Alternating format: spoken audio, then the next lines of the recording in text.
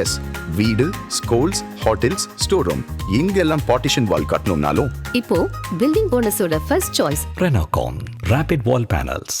செய்தித்தாள்களில் வரும் செய்திகளை மட்டும் ஆதாரமாக வைத்து பொதுநல மனுவை தாக்கல் செய்ய முடியாது என்று உச்சநீதிமன்றம் காட்டமாக தெரிவித்துள்ளது.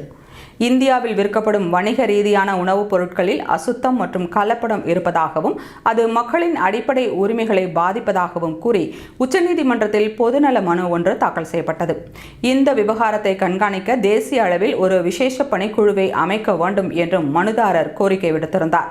அந்த மனுவை விசாரித்த நீதிபதி விக்ரம்நாத் மற்றும் நீதிபதி சந்தீப் மேத்தா ஆகியோர் அடங்கிய அமர்வு மனுதாரரின் வாதங்களை ஏற்க மறுத்ததுடன் சில முக்கிய கருத்துக்களை தெரிவித்தனர். செய்தித்தாளில் வரும் செய்திகள் ஒரு விசாரணைக்கு தூண்டுகோலாக அமையலாமே தவிர அவை சட்டப்பூர்வமான ஆதாரங்கள் ஆகாது என நீதிபதிகள் தெரிவித்தனர்.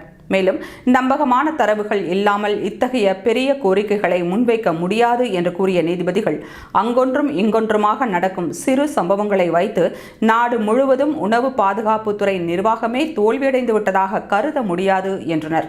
2006ஆம் ஆண்டு உணவு பாதுகாப்பு மற்றும் தர நிர்ணய சட்டம் ஏற்கனவே நடைமுறையில் உள்ளது என தெரிவித்த நீதிபதிகள் இதற்காக FSSAI என்ற நிபுணத்துவம் வாய்ந்த அமைப்பு செயல்பட்டு வருவதாக சுட்டிக்காட்டினர். ஒரு துறையை நிர்வகிக்க சட்டப்பூர்வமான அமைப்பு இருக்கும்போது நீதிமன்றம் அதில் தலையிட்டு ஒரு மேல் ஒழுங்குமுறை அமைப்பாக மாற முடியாது என்று தெரிவித்தனர். மேலும் ஒழுங்குமுறை அமைப்புகள் முழுமையாக தோல்வியடைந்தால் மட்டுமே நீதிமன்றம் தலையிட முடியும் என்று குறிப்பிட்ட நீதிபதிகள் மனுவில் மெரிட் எனப்படும் தகுதியான முகாந்திரம் இல்லை என்று கூறி அந்த மனுவை தள்ளுபடி செய்தனர். மேலும் குறைகள் இருப்பின் ஏற்கனவே உள்ள சட்டப்பூர்வ அமைப்புகளை அணுகுமாறு மனுதாரர் அறிவுறுத்தினர்.